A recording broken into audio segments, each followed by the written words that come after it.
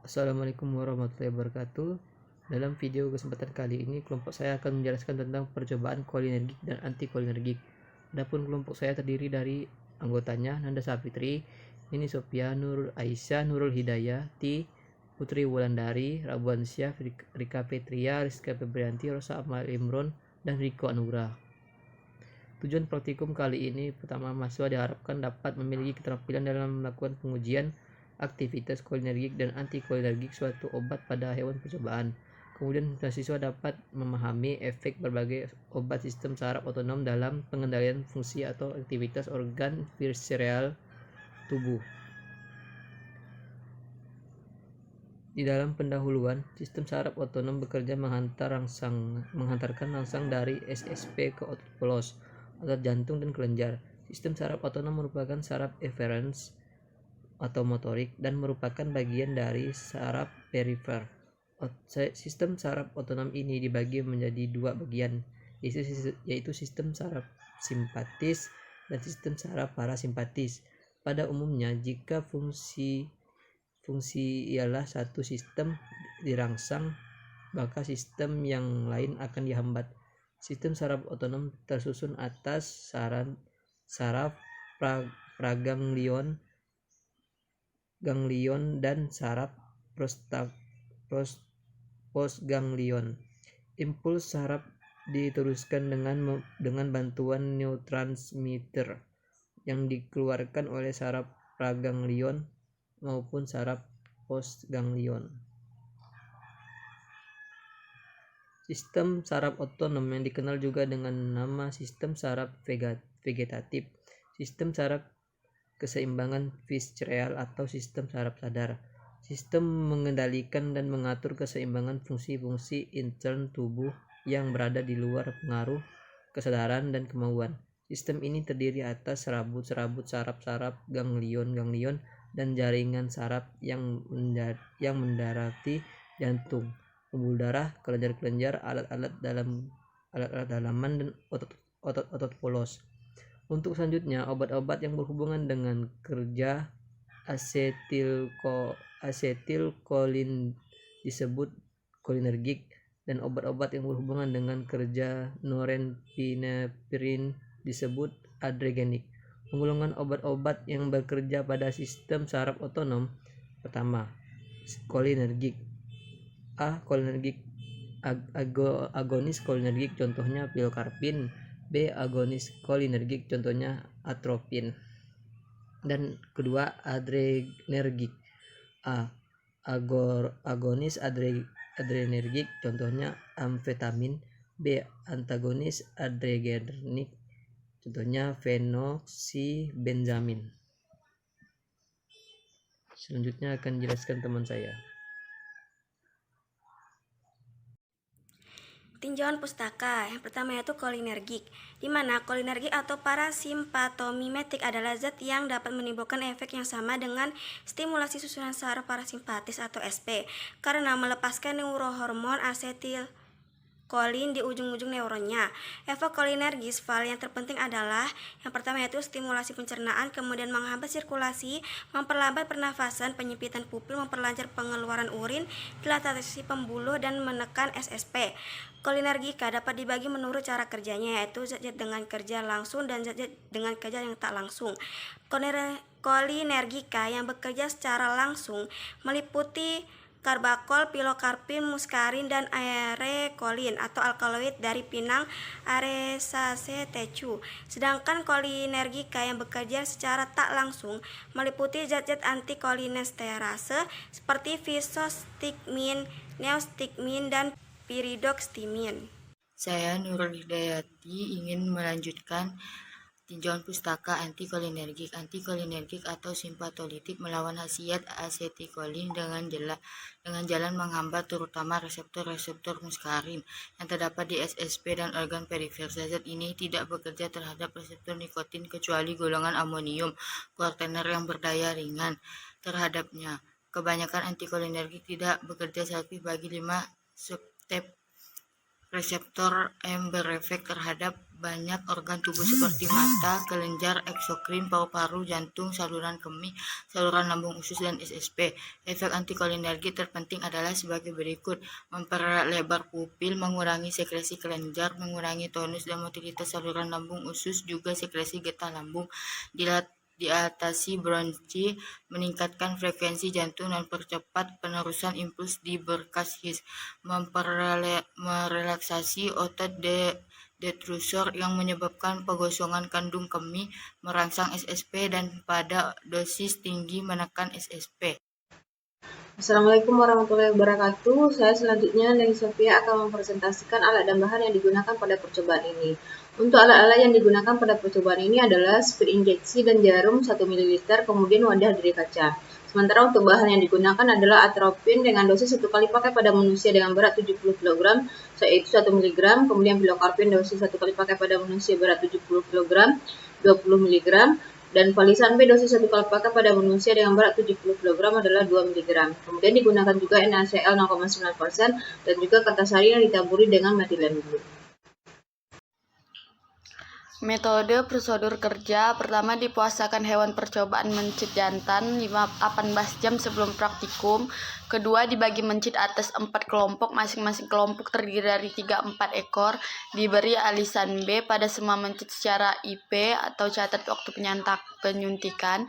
Diberi perlakuan setelah 30 menit setelah tanda sedasi terlihat.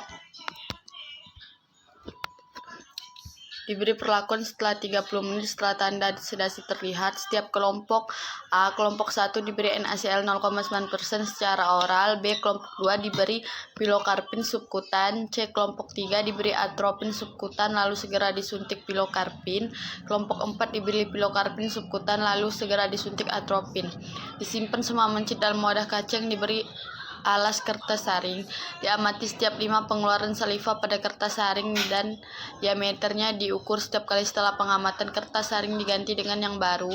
Pengamatan dilakukan selama 45 dimulai setelah penyuntikan pilokarpin. Dilihat untuk kelompok 4, begitu terlihat adanya bercak saliva pada kertas saring, segera suntikan atropin, catat waktu penyuntikan atropin. Selanjutnya lakukan pengamatan seperti di atas. Ekresi saliva untuk setiap kelompok dihitung dari data diameter bercak saliva pada setiap waktu pengamatan. Presentasi inhibisi ekresi saliva untuk setiap kelompok. Berikut ini merupakan hasil yang telah didapatkan dari percobaan yang telah dilakukan, yaitu data pengamatan kolinergik dan antikolinergik dari kelompok perlakuan 1, 2, 3, dan 4 dan bercak saliva pada waktu 0, 5, 10, 15, 20, 25, 30, dan 35 menit. Setelah didapatkan data pengamatan, kemudian dihitung persen inhibisinya, yaitu diameter bercak saliva awal dikurang diameter bercak saliva waktu T dibagi diameter bercak saliva awal dikalikan dengan 100% dengan catatan diameter bercak saliva awal yaitu T0 dan diameter bercak saliva waktu T yaitu T35 menit. Kemudian untuk perhitungan dosis larutan, atropin dosis 1 kali pakai pada manusianya yaitu 1 mg, pilokarpin 20 mg, dan valisan B 2 mg, dan NaCl 0,9% sebagai larutan kontrol, dibuat sebanyak 30 ml. Setelah dihitung dosis larutannya yaitu NaCl 0,9%, didapatkan hasil 0,27 ml. Untuk valisan B pemberian secara IP, setelah dikumpulkan data-data meliputi perhitungan dosis injeksi diazepam 1 kali pakai pada manusia, dosis 1 ampul diazepam injeksi, dan konversi dari manusia ke mencit, kemudian dihitung dosis diazepam untuk mencitnya, volume yang diambil, dan pemberian secara IP. Dan dapatkanlah hasil yaitu dosis diazepam untuk mencit 0,0052 mg, volume yang diambil 0,001,04 mili, dan pemberian secara IP yaitu 0,03 mili. Kemudian untuk atropin pemberian secara SC, dosis atropin untuk mencit yaitu 0,0026 mg, volume yang diambil 0,013 mili, dan pemberian secara SC yaitu 0,39 mili. Untuk pilokarpin pemberian secara SC, dosisnya untuk mencit yaitu 0,052 mg, volume yang diambil yaitu 0,026 mili, dan pemberian secara SC-nya yaitu 0,78 mili. Kemudian untuk perhitungan persen inhibisi, untuk kelompok 1, 2, 3, dan 4 digunakan rumus yang tadi, yaitu diameter bercak saliva awal dikurang dengan diameter bercak saliva waktu T dibagi diameter bercak saliva awal dikalikan dengan 100%, dan dapatkanlah hasil yaitu kelompok 1 20%, kelompok 2 60%, kelompok 3 80%, dan kelompok 4 90%. Setelah dirata-ratakan hasilnya didapat 62,5%. Dan berikut ini merupakan bagian persen inhibisi dari tiap kelompok percobaan. Kelompok 1 yaitu sebagai kelompok kontrol, dan kelompok 2, 3, dan 4 sebagai kelompok pemberian obat. Assalamualaikum, nama saya Nanda Safitri. Di video ini saya akan melanjutkan pembahasan, yaitu yang pertama kolinergik. Kolinergik adalah senyawa yang secara langsung atau tidak langsung dapat menimbulkan efek seperti yang ditunjukkan oleh asetilkolin. Suatu senyawa normal bubu yang disintesis pada jaringan saraf. Sinapsis kolinergik dan dinding usus ada dua tipe yang dihasilkan, yaitu efek muskuranikik dan nikotinik. Kolinergika adalah sekelompok zat yang dapat menimbulkan efek yang sama dengan stimulasi susunan parasimpatis karena melepaskan neurohormon asetilkolin. Tugas utama susunan parasimpatis adalah mengumpulkan energi dari makanan dan menghambat penggunaannya. Singkatnya berfungsi asimilasi. Bila neuron SP dirangsang, timbulnya sejumlah efek yang menyerupai keadaan istirahat dan tidur. Efek kolinergis yang faal yang terpenting seperti stimulasi pencernaan dengan jalan memperkuat peristaltik dan sekresi kelenjar ludah dan getah lambung, juga sekresi air mata dan lain-lain. Memperkuat sirkulasi antara lain dengan mengurangi kegiatan jantung, vasodilatasi, dan menurunnya tekanan darah. Memperlambat pernafasan antara lain dengan menciutkan bronsi, sedangkan sekresi dahak diperbesar. Kontraksi otot mata dengan efek menyempitan pupil dan menurunnya tekanan indikator intraokuler. Akibat lancarnya pengeluaran air mata, kontraksi jantung, kemih, dan ureter dengan efek memperlancar pengeluaran urin. Perkenalkan, nama saya Putri Wulandari. Di sini saya akan melanjutkan pembahasan dari teman saya, yaitu Nanda Safitri. Antikolinergik disebut juga dengan obat penyekat kolinergik atau obat antagonis kolinergik. Mengikat kofoseptor tetapi tidak memicu efek intramuskular, diperantarai oleh reseptor seperti lazimnya yang paling bermanfaat dari obat. Oleh karena itu, efek persarafan parasimpatis menjadi terganggu dan kerja pacu simpatis muncul tanpa imbangan.